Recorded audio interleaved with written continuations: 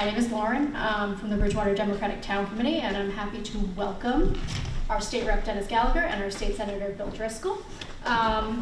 So they're both in their first term in their current roles. Dennis has served the town of Bridgewater for many years as a member of the Board of Selectmen and the Town Council, and Bill has previously served in the House of Representatives up on Beacon Hill. So they know their stuff is basically what I'm getting into. So we're gonna go quickly through the agenda of questions that we have for them. They did kind of see the topics in advance, but then we have some surprise questions at the end for them. Surprise questions that you can feel free to dig deeper on after the event is over. We are recording, so we will be on BTV and also YouTube, so you can like and share with all of your friends too. So easy peasy, we'll start with Dennis first, and then you're both gonna have the same question. It's been about 15 months since you both took office. What have been some highlights of your term so far? So the highlights of serving in the legislature certainly have been the constituent services that we do and what we provide through, and we get 50 to 75 emails a day. It does quiet down a little bit on the weekends, but to be able to help someone with a simple question about their unemployment, housing needs, and unemployment benefits and even employment, we've been able to help people with that, because that's what I look at public service is all about, trying to help people and trying to do positive things for our community. So that's one of the things. The other piece is coming to events like this. This past week, I call it my education week, because Wednesday I read a book to some fourth graders at the Liberty School in Rainham. And then Friday, I spoke at the middle school in Bridgewater to 8th graders with a few other town officials, 200 8th graders, and I got up and talked to them about what I do in the legislature. They were very attentive. They asked some very good questions. It was a very nice thing. And then Friday afternoon, I was asked to speak at Suffolk University about my campaign in 2024 with Representative Michelle Badger. We both are graduates from Suffolk, and so doing things like that, I certainly is above and beyond what I'm supposed to do as a legislature, but being invited to events like this, civic activities, what we do here in Bridgewater, helping out the firefighters yesterday with a fundraiser for one of their own that is sick, their own family members that are sick, things like that. So policy-wise, myself, and I know the senator will say the same thing, we do try to advocate for the town of Bridgewater when it comes to education funding, infrastructure money, and trying to find grants and stuff that we can direct the town to and say, look, you need to apply for this, and help them out. So those have been some of the rewarding things, that is just trying to help the town, being visible in the community, and working with constituents on personal matters that they have. Senator Driscoll? Yeah, thank you for the question. Thank you all for being here and for having me. I really appreciate the opportunity to sit down with the two of you and talk about some of these issues. I would say right off the bat, as you mentioned, I served in the House previously for 8 years. I represented Milton and Randolph. And as a state senator now for just over a year, I added 5 other towns, and I think that to the district, and so it's about 160,000 people now across seven towns. And I knew Milton obviously really well, where I grew up, Randolph having served as a rep, Braintree right next door. But I've really had a great time getting to know the other communities and getting to know representatives, whether they're somewhat newer in the building, like Rep Gallagher, or some colleagues that have been around for a while, and understand their issues, their perspective locally, and start to support some of their initiatives that they've been working on for years, or something that has popped up more recently. And so I'm always looking for recommendations on restaurants, coffee shops in particular, and hiking trails and things like that. So we tend to jet from place to place, and so always looking for a good cup of coffee. I probably drink way too much, but it also allows me a way to get in and meet some local establishments. Okay, next question will go to you first. What are 3 challenges facing Bridgewater, and how, as legislators, can you or have you worked to address these challenges on Beacon Hill? Yeah, it's a really good question. Obviously the rep and I talk about a lot of this all the time. I think right off the bat, you have infrastructure issues here, particularly around water, very acutely right now. Education funding challenges, whether again that's infrastructure or formulary challenges. And then I think the third thing, as I thought about this, and kind of relates to the whole of government issue around local, state, and federal, I would say federal activity, particularly with the Trump administration, and what that does to either funding that we were banking on getting, or the stock market. And just take it in that order, in reverse. The revenue is still coming in, it's a little flat, but we can see what's happening in the world, whether it's in our country, on the streets with immigration enforcement, or wars and military actions around the world that are affecting prices of oil and gas, prices in the grocery stores, and ultimately can really affect the stock market. That will affect revenue, because a lot of what's driving Massachusetts revenue right now is capital gains and things of that nature. And so that does concern me in the long run, because that's going to affect Bridgewater and everybody. I think that the federal activity is something to be concerned about. Obviously, Rep. Gallagher and I actually appeared jointly a few months ago now. Feels like yesterday. Yeah. But we went to a select board meeting here in town, and to talk about the water crisis that's been happening here. And working with DEP, we identified a $2 million opportunity to help start to address that, and we'll continue to chase avenues for addressing that and any other crisis that may arise. On the education side, obviously there's a regional school district that you're a part of, and that creates challenges in terms of how do you pay for not only the infrastructure, in terms of the aging buildings, the need to upgrade or build new ones. And also, I think what we learned as legislators this year is there's been a statewide listening tour on Chapter 70, which is the formula that we use to help pay for public education in Massachusetts.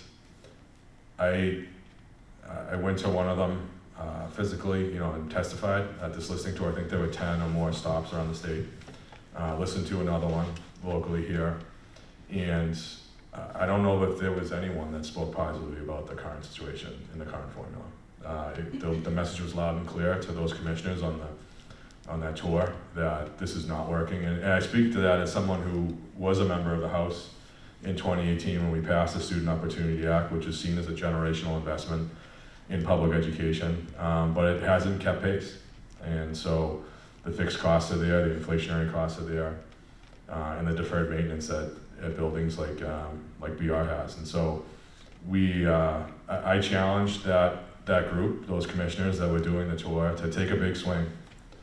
Give us in the legislature and give DESE and the education department for the state administration, give us a real report to dig into and take a big swing in terms of how we might reimagine how we do this in the future. Same question to you, Rep. So the three areas that I see Bridgewater challenges, 2 are the same ones that the senator said, and that's infrastructure, school funding, and the third one that I would throw in there is business development in our downtown area. Starting with infrastructure is I'm well aware of what's happening with our water infrastructure problems and our roads in general in the town as part of infrastructure. We have worked together to secure funding to help with the tie-in to Middleborough for the temporary relief, and I believe the town manager this week will finally indicate that some of that money has been coming in, which is good. Long-term, I know we're working with Congressman Keating's office to put a federal earmark in for $1 million or so to help the town. In addition, we will be releasing an environmental bond bill sometime in the near future where we can put in certain projects or money amounts for certain projects in the town, and I will get that information as that bond bill is released. So I just hope that people of Bridgewater know that we are trying and we are looking at avenues, a way to get grant money for the town. At the same time, I try not to get involved in the social media posts that are going on and ranting about this problem, but the management and the council and the town need to come up with a solid plan going forward with the infrastructure. That's very important too. I can be an ear to the state and help with the congressman in our area to help get some federal funding, but we should be able to get some, but we're not gonna be able to pay for it all. We certainly wouldn't help. The school funding is certainly something that it boggles my mind, and it's very, very frustrating. I was disappointed when the governor's budget came out, and the formula that we are all faced right now is dropping the per pupil expenditure down to $75 per student, when we were able to bring it up to $150 in the current fiscal year. That was a shock, and I'm like, and it's nothing against the governor, it's when she does the budget, that's what is plugged into the formula. And she kind of releases that and says, okay, now the House can change it and the Senate can change it. But it doesn't help when they're starting to plan for the budget, because that's usually the number that administration, the school superintendent goes with as they move forward. And I think it's March 11th is the next meeting on the budget, and the numbers, we're not gonna have any new numbers by then. But all I can say is that the Chairman Michaelowicz is certainly going to do everything to bring that number back to 150. What does that correlate to the Bridgewater Rainy? I'm not sure, but it certainly will help. Other factors into the numbers, as we all know, is we lost 250 students or thereabouts. So we're losing Chapter 70 money for those number of students. In addition to, we have to pay for the tuition sending or the charter school sending tuition. That hurts the budget. That hurts the local aid that we get. The only positive thing that came from the governor is he fully funded the circuit program at the 75% reimbursement. And we're also hoping to bring the transportation costs back into the hopefully mid-90s or late 90s when it should be 100%. But her transportation amount was 88%, which is another frustrating thing that I saw when she released the budget. But I've talked to a lot of people up there, and many, many towns are in the same situation as far as disappointed in the governor's numbers. I think the Bridgewater Rainham Regional School District is in much more serious crisis than some communities are. But we may see this budget cycle, other communities coming into the same situation that we're in. So we need to address that. As the senator said, DESE is looking at this. The House budget that we're currently in has told DESE to do these informational sessions around the state. And they're supposed to report back to us by the end of June with some of their findings. My hope that the least I hope we get out of this is to add an inflationary factor to Chapter 70. That's the big thing. There needs to be an inflationary factor. Not in place of, but in addition to. Because when people start saying we want to change the formula doesn't work, well, you gotta be careful because it might not help us. We don't know. You gotta be careful. All systems should be treated equally when it comes to per pupil expenditure, but not so much on other areas when it comes to regional school districts when we have a lot more burden on us and things we were promised when we regionalized several years ago. So I'll continue to advocate as much as I can during this budget cycle, as other reps are doing too, before we send the budget over to the House. Obviously, our downtown business area. We all want new business in the town, and we have the Broad Street, the first section of Broad Street has got two businesses in there now. I think it's got 4 vacancies. I will say this, yesterday, I was driving through the town. I was at the transfer station most of the morning, and I drove downtown to go to the post office, and I saw like 4 or 5 people walking down Broad Street and into those buildings. into the old smoke shop and the old bakery, and I'm like, oh, those people, they must be the owners.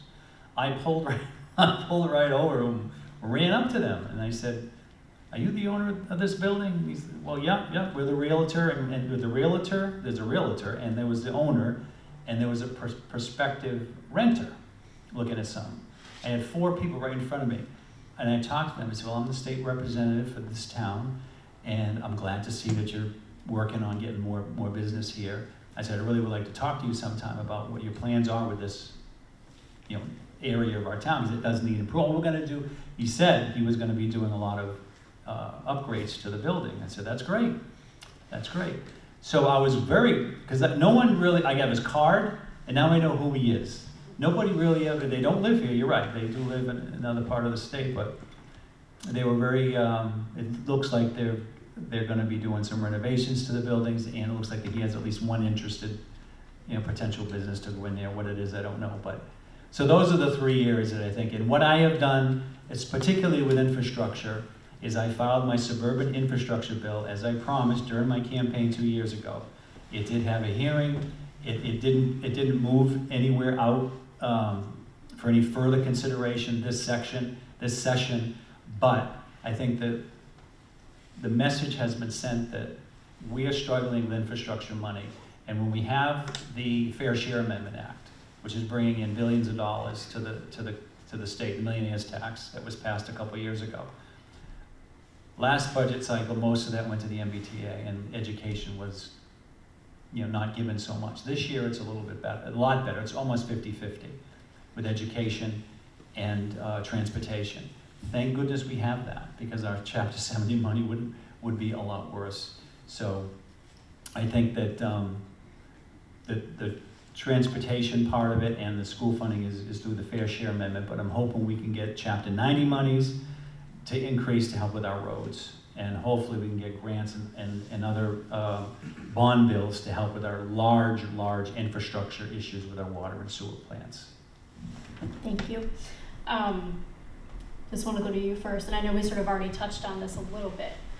Government is a partnership between federal, state, and local leaders, and we have state and local leaders in the room right now. What letter grade would you give the federal government's partnership with Massachusetts and with Bridgewater? So, I read that question and I'm like, okay, federal, I have to break it down to delegation and then administration. Yeah. I wouldn't give the administration a very high grade at all, first of all. Because of what we have had to do in the legislature this year alone, we've had to cover the SNAP benefits that the federal government, the administration cut.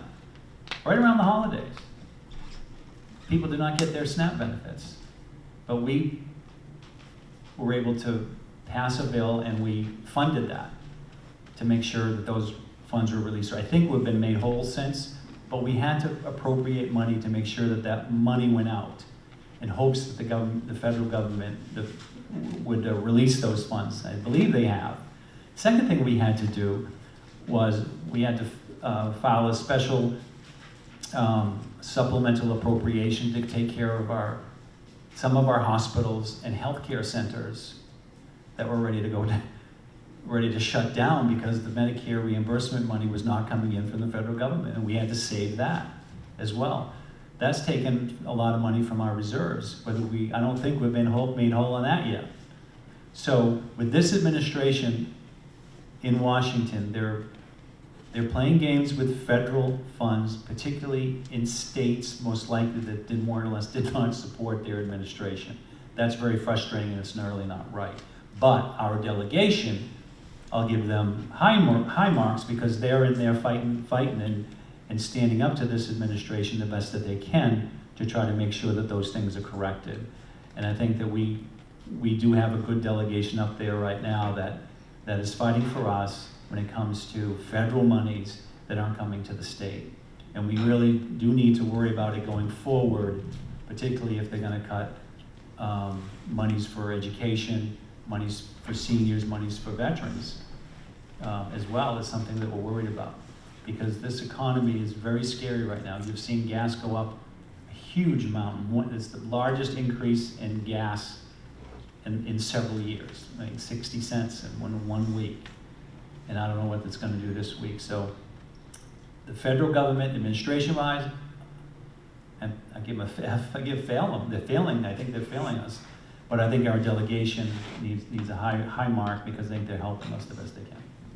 Same question to you, Senator. So I'll look at this, answer this a couple different ways in terms of grades, because you didn't give us an A through F scale. Maybe I next left time. it open to interpretation. Exactly. So I think that the federal administration, again, to break it up a little bit in terms of who we're talking about, the Trump administration, they're trying. They're trying to hurt us. And so maybe that's great effort on their part in terms of if you were talking to the parents of the Trump administration, say they're trying, but the AG, Campbell, the Healy Driscoll administration, they're trying too, and they're winning. They're going and fighting to get the eds and meds money, so to speak, back into the budget to make sure that the healthcare cuts are not as steep or there at all. Our congressional delegation is in that fight with them, whether it's SNAP or the education. So the federal government's failing to deliver on their plan to really, really hurt us. But it's been scary. We are going to have major cuts. I serve as a public health chair in the Joint Committee on Public Health between the House and the Senate. And I sit on just about every other committee that touches healthcare financing, financial services, deals with a lot of insurance issues. We are having to backfill to keep people on mass health. That is going to cost the state money. So the federal government is trying to hurt us. They're getting a failing grade from me and succeeding right now. But they are scary. As you know, they are trying to find ways to do it. And so it takes all of us in the elected world and those in the Healy Driscoll administration to make sure that we support our AG, support our federal delegation any way we can to make sure that we're restoring these cuts when we can. What scares me though is this, the SNAP conversation was real. I know that there were people in this room that felt strongly about us backfilling that money immediately. And we do have a pretty healthy rainy day fund, but with a $60 billion budget, just to use round numbers, call it $10 billion in the rainy day fund, we can't fund everything. And so we are gonna have to make tough decisions if the price of oil makes the economy go sideways on us for a while. And that debate is happening. When do you access that fund? Why? What triggers it? How much? And so the good news is those conversations are happening, and we're thinking about that as we look at the budget, whether it's the current budget we're living under, or as we do the planning as Rep. Gallagher was talking about. So it's a nice try, but right now we're fighting back. And you have to hold that rainy day fund for 2 more years of this administration. Right. And whatever comes next. This one will go to you first. More than 60% of registered voters in Bridgewater are unenrolled, consistent with state trends. What do you think that means for the greater Democratic Party, and how has this impacted your ability to connect with our community, if at all? Yeah, I think it's a really good question, and I think I was, again, thinking about this, and the other night I was with Governor Healy, Lieutenant Governor Driscoll, and Governor Newsom was in town he's doing a book tour. He's at JFK Library, and he actually got delayed by a long time. And Governor Healy pinch hit and did something similar to what we're doing for about an hour while we waited for Governor Newsom to land from the Jesse Jackson Memorial from Chicago, and there was weather and things like that. The way that the governor talked about this, and I won't do it justice, but I'll try and give you a little bit of the sentiment, is that the Democratic Party needs to highlight and talk about we're the party that's investing in people, investing in communities. And that message will resonate, does resonate with a lot of people in this room. It won't resonate with everyone. There are people out there, again, they're your neighbors, they're my family members and neighbors as well, that just want to make cuts. Just think we have to cut stuff. We're spending too much in the wrong places. And again, that is a worthwhile debate to have. But if we can be the party that's investing in people, in their futures, personally, their families, their neighbors, and show that, what that's done this year, the last 10 years, the last 100 years, my hope is that, sure, we're all independent-minded in our own ways. If you want to stay unenrolled, I get it. But I would hope that we have that door open for folks and that we're not just failing or pushing back or walking away from a reasonable conversation and debate. And I think that I get concerned when that's what we see. We see people online jumping right to an extreme end of an argument, and we just say, you know what, I'm not even gonna bother. And sometimes that is where we end up, but let's make the case and talk about how we are trying to invest and make people's lives better. And I think that it's not gonna resonate with everybody, but those are the folks that we want on our team, and we need them on our team. We need to have an answer for, building the Big Ten, so to speak. Rep. Gallagher. So I look at that in two ways. Number one is I have an official position as state representative. When a constituent sends us an email and says they're having a problem with unemployment, I don't run to the street listing to see if they're a Democrat or unenrolled or a Republican. We help them. That's what we do. We don't look at any of that stuff. I don't look at any of that stuff. We try to help them no matter, it could have even have been my opponent might ask. It's someone that I didn't really get along with might need some help, and we're supposed to be there to help them, no matter what party they're at. Now, if you put on my campaign hat, how do I deal with unenrolled voters, is you go after them. You try to tell them why you're running, and you try to sell yourself to come vote for you in the upcoming election. Like I said, we're out there getting signatures right now. It's nomination time, and chances are most of our signatures are going to come from unenrolled voters because they can sign either papers. So far, I'm seeing a little different attitude this year than was 2 years ago, and people are a little more inclined when I say, "Are you a Democrat or Republican?" I say, "I'm a Democrat." "Sure, I'll sign." I'm seeing a little bit more of that positivity this year than I did 2 years ago, which is a good sign. But I do think, and I think the senator touched on it, the Democratic Party has a message problem. And I think we lost a section of our voters 2 years ago, the working class, and we need to bring them back in there because there's just no way that they should not, think that the other party's going to help them more than we will. And our message isn't there. Hasn't been there. Hopefully this time around that it will be. I've seen a lot of the votes that we've taken up in the legislature this year has been interesting. A lot of votes pretty much sometimes go right down party line. But the Republican Party puts out all these amendments. They try to get amendments done. Some of them pass and some of them don't pass. But then when it comes to engrossing the bill, they vote no. When they're the ones that got some of their amendments passed or not passed. It's interesting.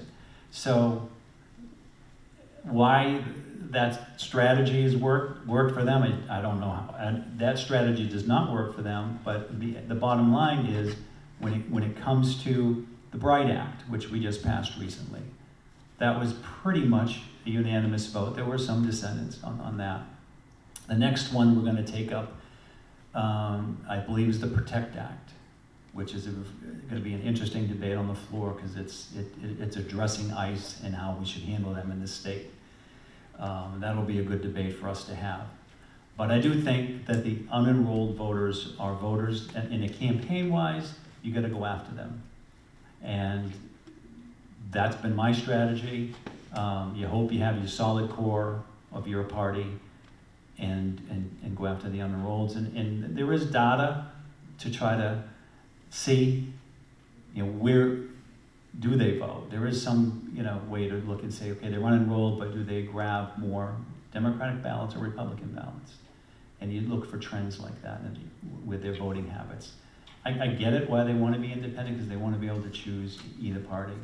But one strategy would be to see, where they tend to lean when they go to vote. And one just question, follow-up. For folks who don't know, can you explain what engrossed means in a legislative context? Engrosses with its final passage in the House, and then it goes to the Senate when it's engrossed. We might skip a couple questions because you kind of answered them already. Sure. We talked a little bit about addressing water infrastructure.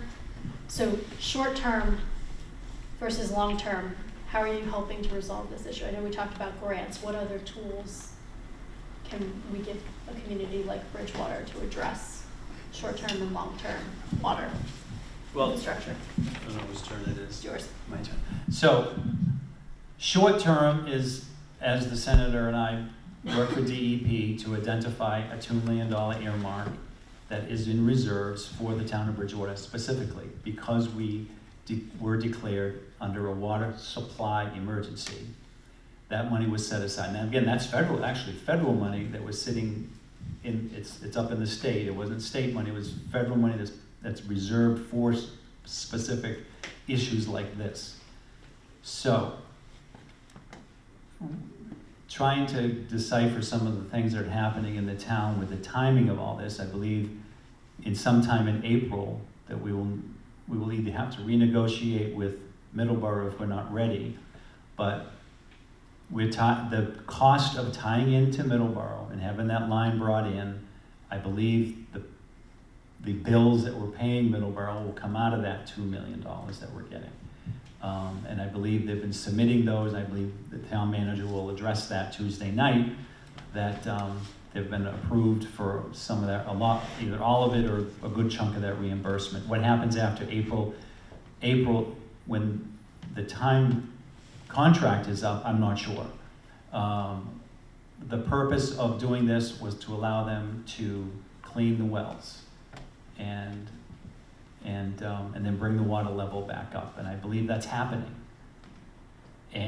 But that's just the surface of the problem. The bigger problem after that is infrastructure and getting new water and sewer infrastructure, and that's hopefully through the environmental bond bill. We can set some money aside for Bridgewater. The fact that we're an MBTA community should give us a leg up in that.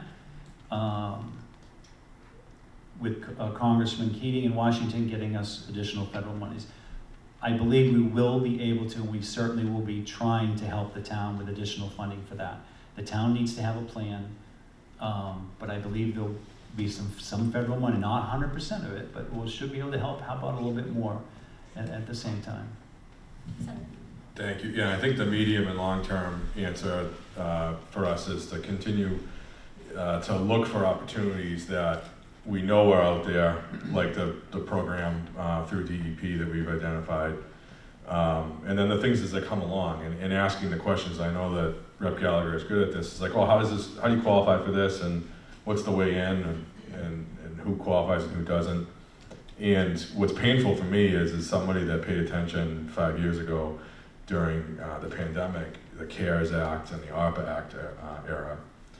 You may remember, but the original eligibility, the scope for ARPA was water infrastructure. It was like one of 3 things that ARPA was supposed to go to, and then later on it wasn't moving fast enough politically and it got wide open scope. And to think about what we could do with that.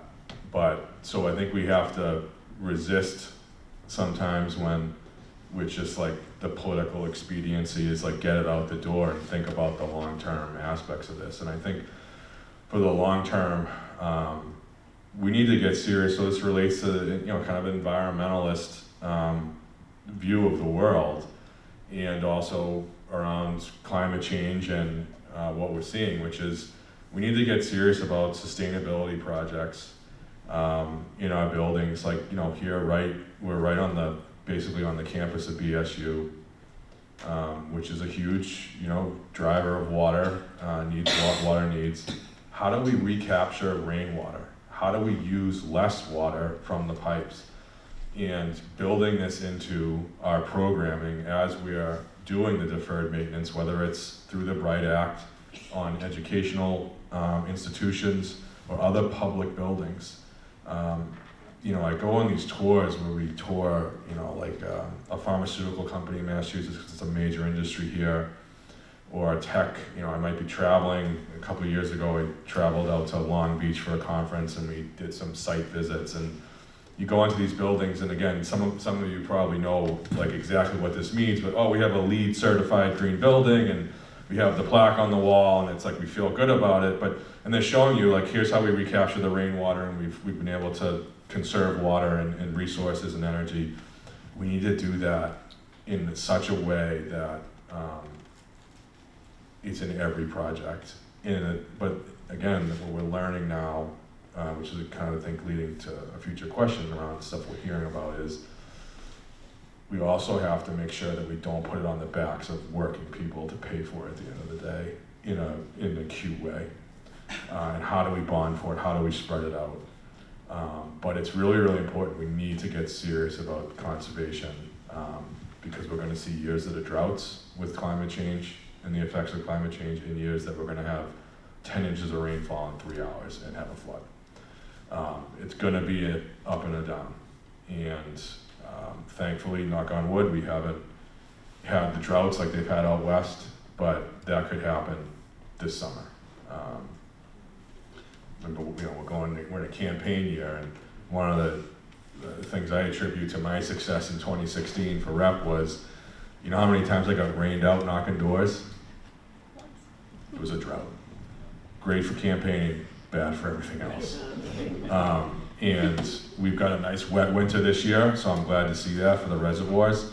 But I'm nervous, having come from, those of you who know my previous life in disaster response.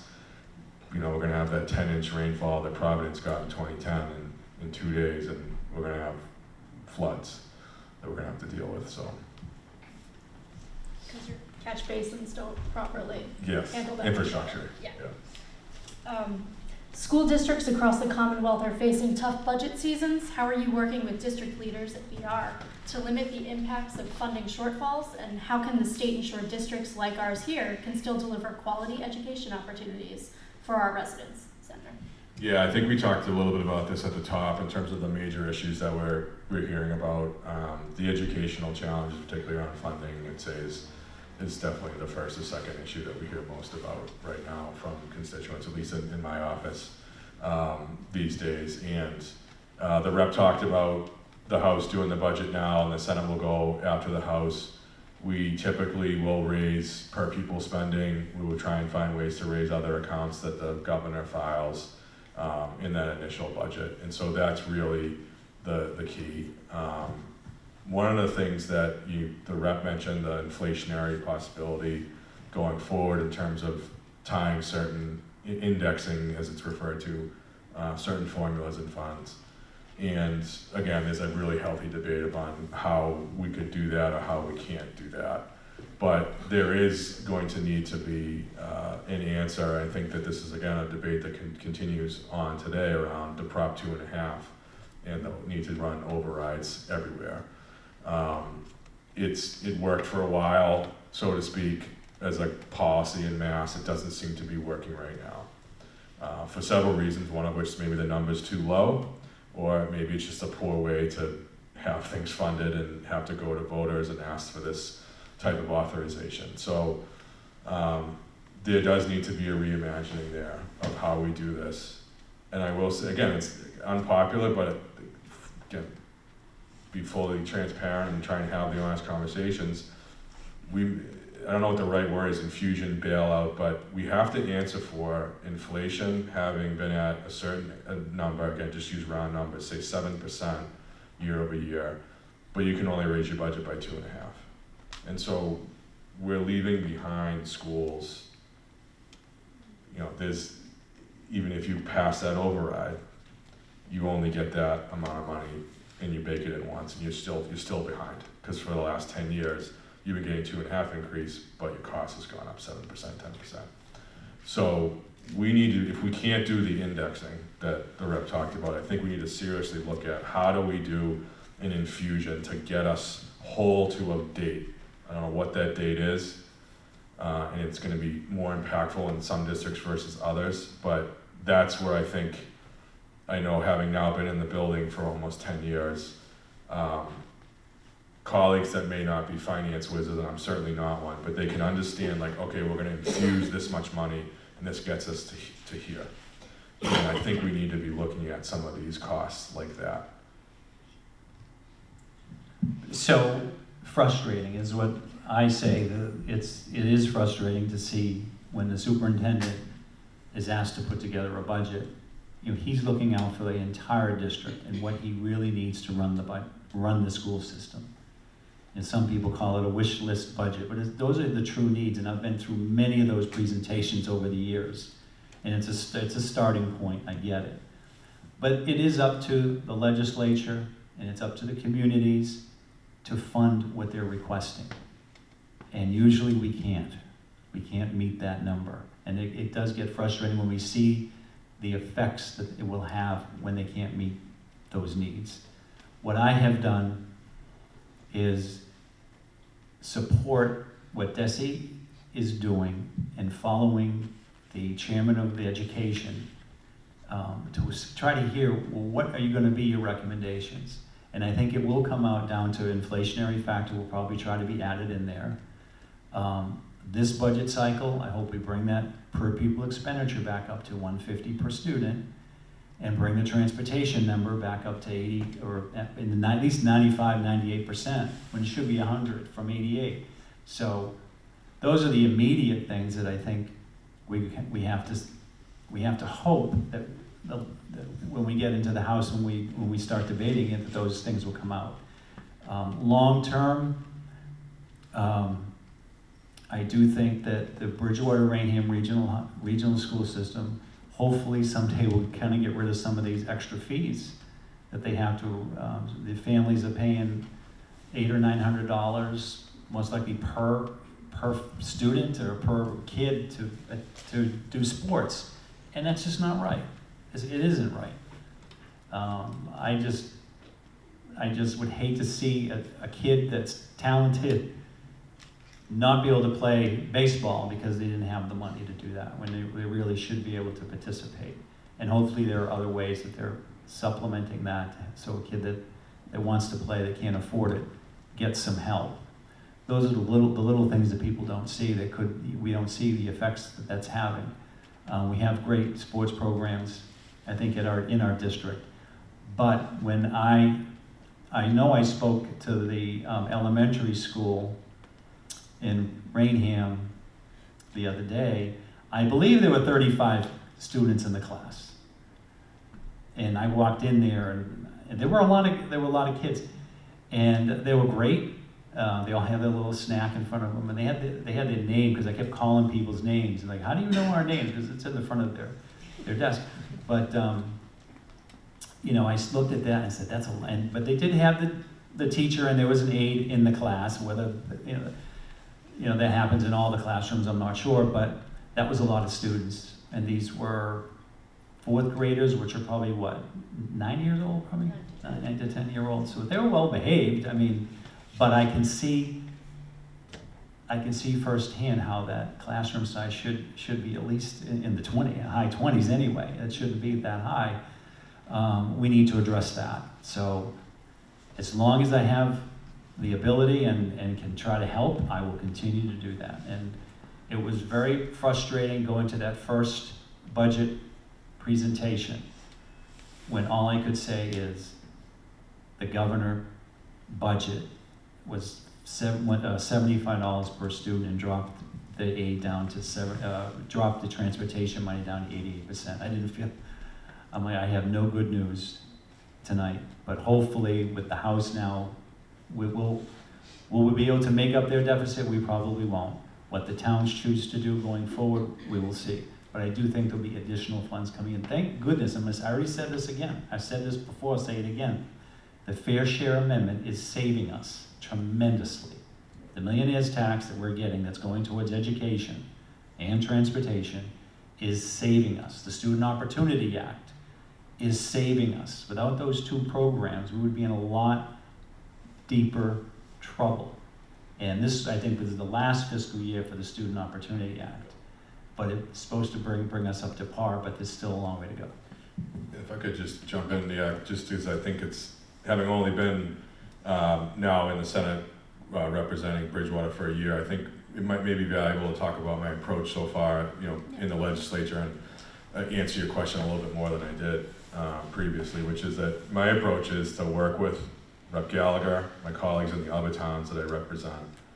Because we hear from school leaders, superintendents, town managers, and to try and support what they need. So they give us whether it's a town representative town meeting, may give us a home rule or a charge to go forward, or a town manager.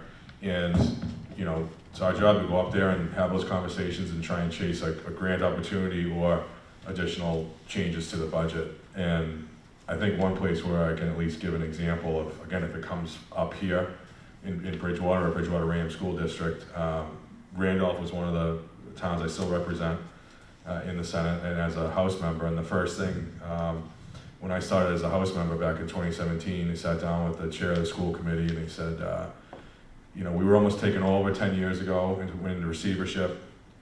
And our school district is ranked a 4. There's a scale 1 to 5. 1, you have the best schools in the Commonwealth. 5, you're under receivership, you're taken over, you're not in control. We've got 4, the district's rated a 4, but our schools individually are ranked 2s and 3s. And I said, I'm not a math major, but how do you have 2s and 3s and you average a 4? And she said, exactly. And they've never been able to get themselves out of jail, so to speak, in that 10 years. So I went in, met with the education secretary and DESE, and said, I know you're working on a new scheme for school rankings and district rankings. Stop moving the goalposts on Randolph so that when so basically, long story short,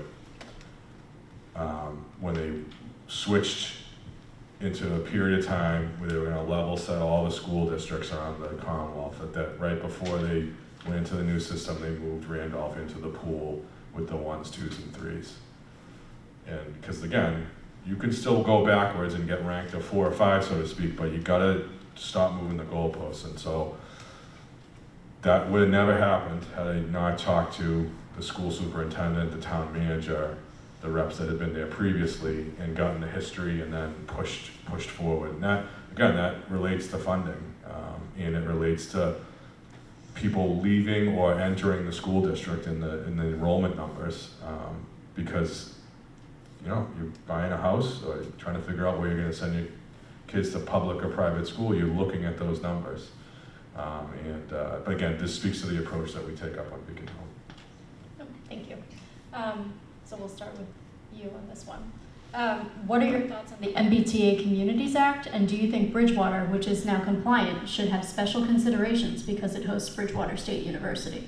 Yes, we definitely should. And I will be pointing that out when it's time to put in for infrastructure monies and things of that nature to help us. We did approve the MBTA Communities Act. We do host 2 state facilities in this town, and this is the big test for this act, is to see, are we going to benefit from this? Just like we're supposed to benefit full transportation money when we regionalize, right? We never did, right? So let's see. Again, but my feeling on the MBTA Communities Act, it's not a one-size-fit-all act, and that's where you're seeing the frustration in many communities throughout the state, is in some towns it fits perfectly. It's a perfect program for them. In other towns, it's not. And I would think Bridgewater's probably in between that. Are we ever going to see the train station move? I doubt it. Are we ever going to see Campus Plaza become a large development? I don't think you're ever going to see that. We do have 2 projects, one of them which is very controversial right now, and one of them that's coming up that will become probably controversial, and that's the Perkins Foundry and the Broad Street development. And I hope we can resolve the water infrastructure issue for those projects, because I do believe they're coming down the pike, and we need to address that. But if all things were perfect, I do think those 2 projects would really benefit our community and help with our downtown redevelopment and bring business in, but we've got to solve the infrastructure and water issues for them. Once those two, if they ever do come to head, and I believe they will, I think that might satisfy some of the needs that the governor's policy is to address housing. And the word that none of us have said yet tonight is affordability. Affordability is a big thing right now. And people can't afford homes. I can't believe what people pay for rent in some places. And affordability is an issue because there's not a lot of stock in housing. And therefore, the landlords and people can just, kind of charge what they want, and they'll get it. But we're seeing, we had a constituent this week reached out to us because their rent went up. And they're saying, I have to go live in my car now. And we're trying to help them find a place to live. And that's just one example, but is this gonna be a weekly example now or a daily example? We don't know, and we hope not. I hope it's not a trend. But we haven't gotten a lot of people that have been homeless contact us.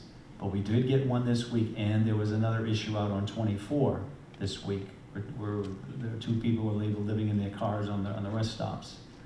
And they reached out to us and said, can you direct them? People should also understand that if they're down on their luck like that, we want to help them. And we can try to help them. But a lot of people are so proud, they don't look for help. And that's what's sad, that's what's frustrating. We want to help. But the MBTA Communities Act, I believe it's law. It's been challenged many times, and it's been, it's still going to go forward. It's not a ballot question this year. I think there's a few pending lawsuits out there, but they've all gone down. We have voted for it now twice, and I believe we're now in compliant, and we'll see. We'll see if we benefit through grants and infrastructure monies to help us to accommodate what we will see in additional construction. Senator Driscoll? I thought these were all gonna be softball questions. Well, yours is different because you have more than one community. Right, So. so could you repeat the question? Sure. What are your thoughts on the MBTA Communities Act, and do you think Bridgewater, which is now compliant, should have special considerations because it hosts Bridgewater State University? Got it. Yeah, that'd be the BSU thing. So let me say a couple things before I answer, because I could talk about this for 6 hours. I voted for the MBTA Communities Act. I also voted for the Affordable Homes Act, which is trying to drive at the countering housing prices and increasing stock. The MBTA Communities Act, the watchword of the day, you may remember, this was Governor Baker initiative originally, was transit-oriented housing, creating transit-oriented housing.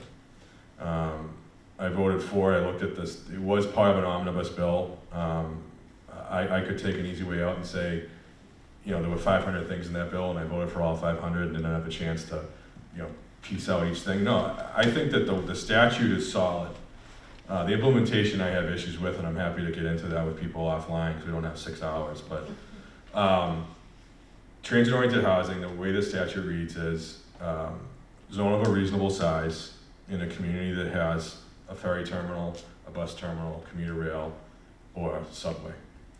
So Bridgewater State and the commuter rail are very closely linked, and so the way that I read that says, if applicable, which it's applicable, there's commuter rail in town, within a half mile of that station is fair game for zoning for transit-oriented housing.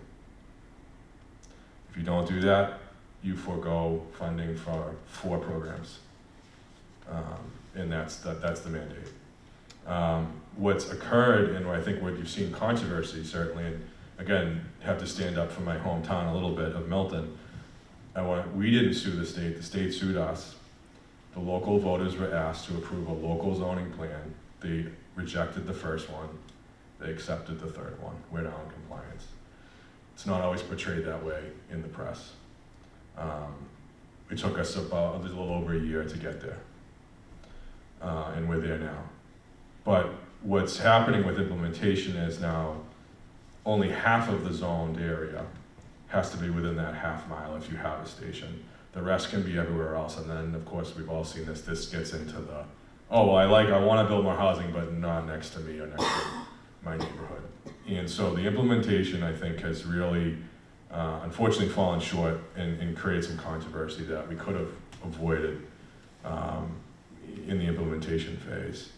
And so I hope that, I know that I'm certainly looking out for it. Again, I filed some amendments, tried to make some changes to the Affordable Homes Act, which then came in later, around accessory dwelling units, which I think are a really good idea, but I have concerns about corporations coming in and just buying up lots, lot splitting, building ADUs, and then no one actually owns their homes. It's owned by big corporations. And so part of my, having now lived through this experience, that's the eye that I come at the housing laws and the bills that are filed, to make sure that, okay, like, we definitely need to build more housing stock, but I'm looking out for the pitfalls that may, run Bridgewater or Milton or anywhere into a bad scenario. Because again, you've probably seen it, what they do have right in the press is that my hometown has torn itself apart over this.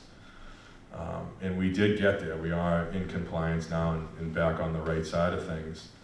But it was a worthwhile, debate to have locally, and I hope that good things come out of it. But I am concerned about future, what comes next.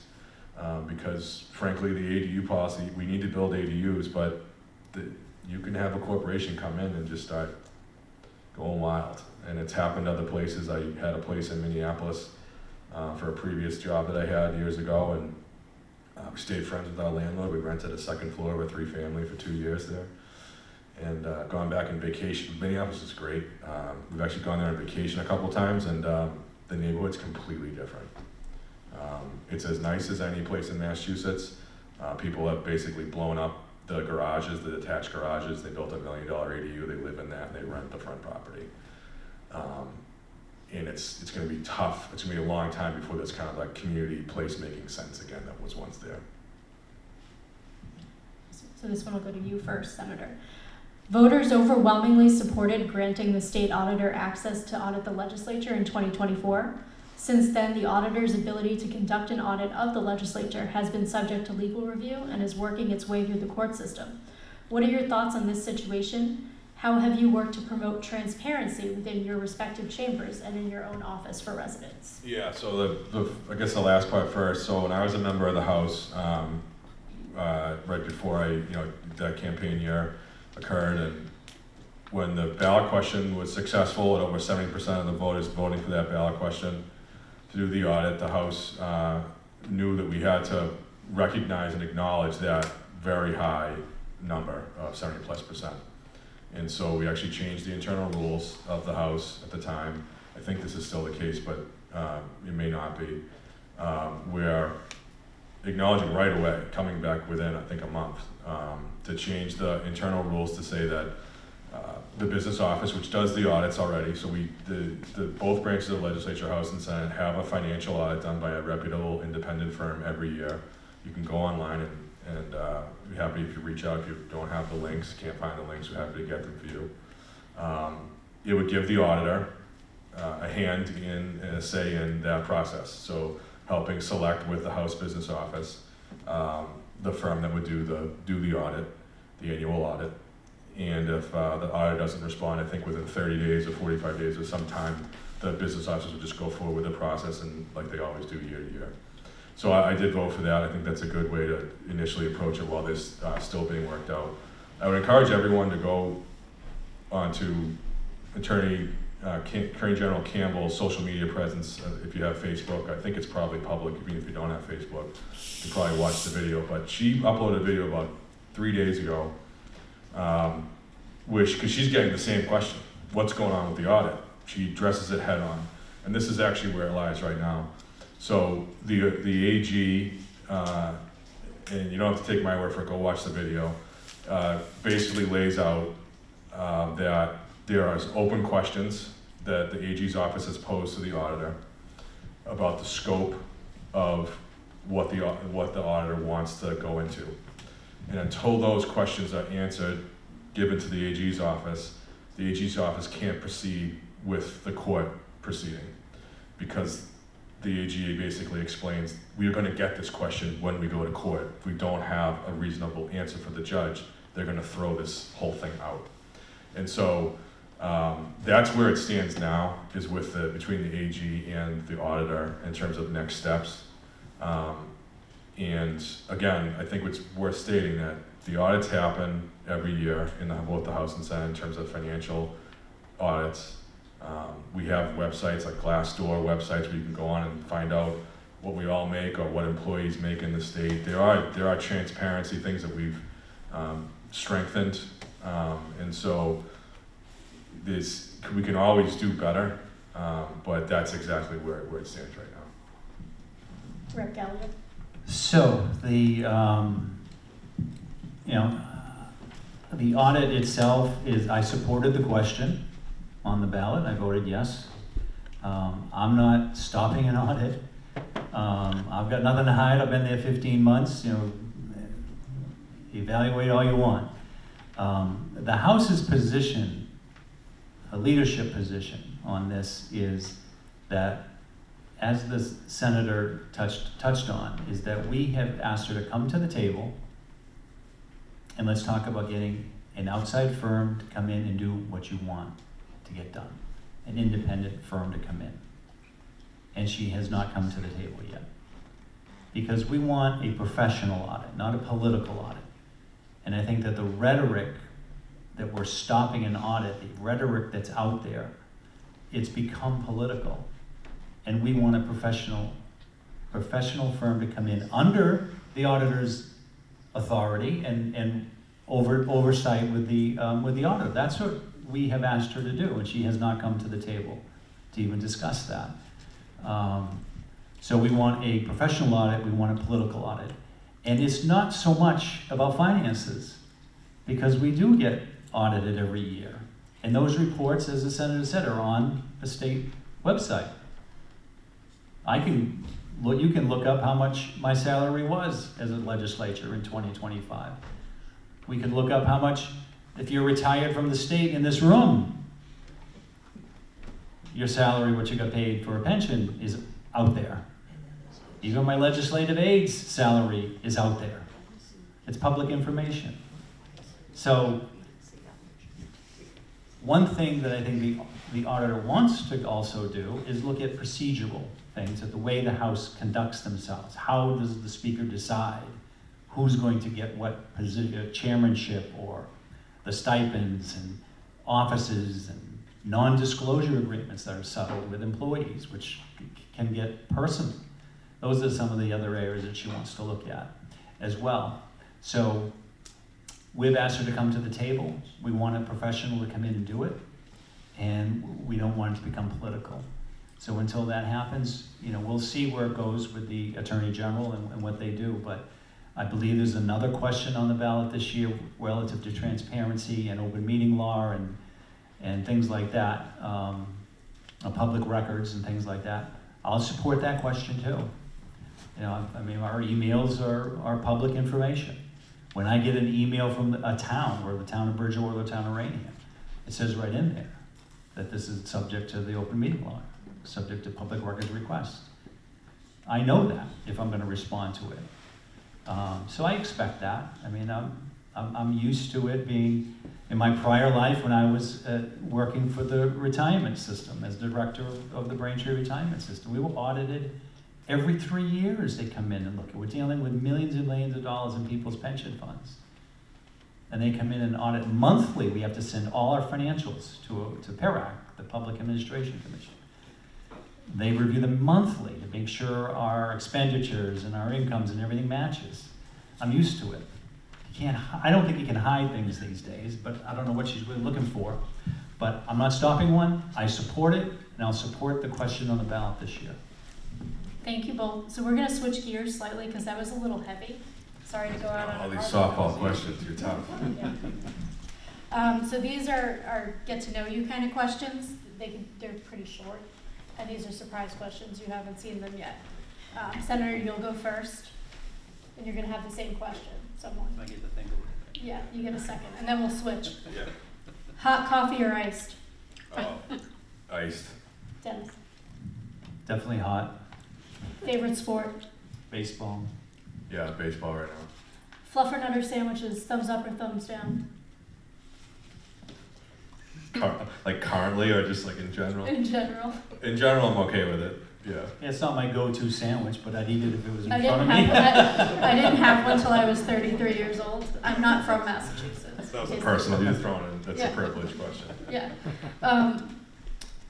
Dennis, who would play you in the movie version of your life? Oh my goodness, the movie version of my life. Do I have a twin out there? I don't know. Oh, wow. Channing Tatum. I don't know. I guess my nephew Austin would play me. How's that? He Okay. kind of looks like me. Senator Driscoll. Well, now this is a problem because now this is on video. I used to get this maybe pre-beard, but Travolta. Okay. Yeah, Okay. I see it. Yeah. Favorite quote? Oh, favorite quote. This is a good for the event quote. So it would be Robert F. Kennedy. And diverse, numberless acts of courage and daring, and those that stand up for the lot of others, to improve the lot of others. And this is the ripple of hope quote.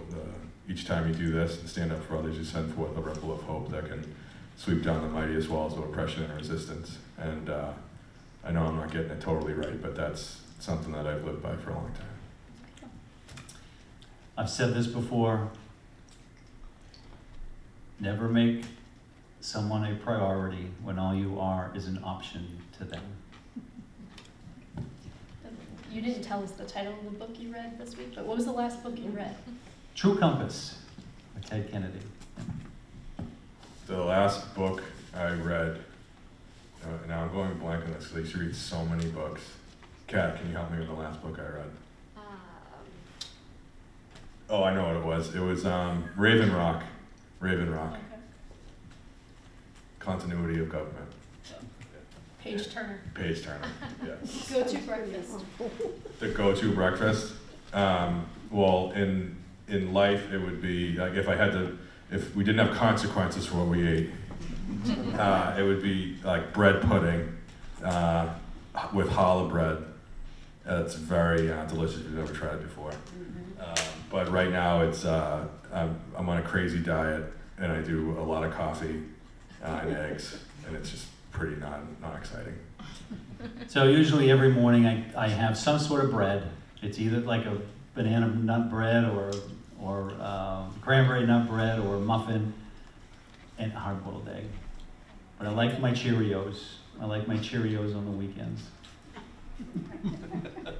Best South Shore bar pizza. Cape Cod Cafe. Which location? Bridgewater. Okay. Just checking. I guess you can't hold it against me, right? We can answer these questions, but Town Spa and Stoughton's been really good, yeah. Fair. Your go-to karaoke song? Living on a Prayer. If I had to sing it, Yeah. oh my God, I would say, I don't know what I would sing. I don't know. I would say something from Bob Seger. It would be something from Bob Okay. Seger. Cue up the music. Yeah. We did Living on a Prayer one, like now it's probably 25 years ago on New Year's Eve, and it's a real. Everyone knows it, once you've heard it, you know the refrain. It's a good one. It is a good one. I like Bob Seger. Okay. Fun fact, I did not know that. Favorite board game? Monopoly, What character do you usually pick? the car. Okay.